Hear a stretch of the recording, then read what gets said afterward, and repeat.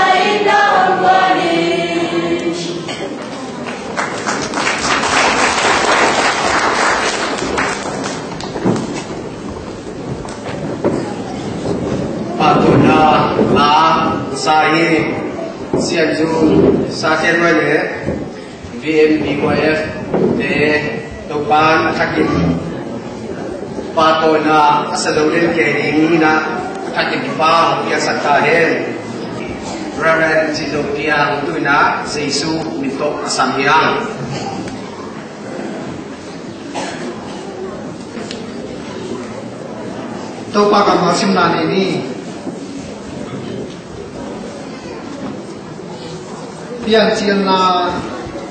alian ni an eo som ni dali som ni nga tuai chian mi pai na nule pan sia ina sia be ri nga amau ke in sakap som ni hi mi pa le si wakta mi no muwa mai se lo hi to pa na kam ma pa pia sa ta he pa sia no amen pa sia ne ki na chu pa ha mi na ei por pi sum le ton za le tang khup sanga siam thong ke ken na sang pi le sang kim le ke ken na ki ne hi ya tua hun pa sum pai le te ke to pa chu pa ta he to ro mi na pa sum te ko na ding zong sang pi akin na hi ya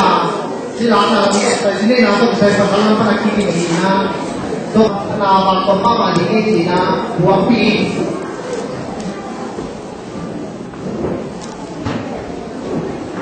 tu ni ke na pu pa so hi mi pa le ni le wa pa ni mo wa mai ni lo ni tu tong to ni na kam ma ni pe le ni le pe ni na lui cái vùng phân cái sòng cái bài đặt cái xuống cái sòng cái đặt trên là nuôi nuôi nói là bồi mát lệ ta ghép cáiว่ามีcùng chung là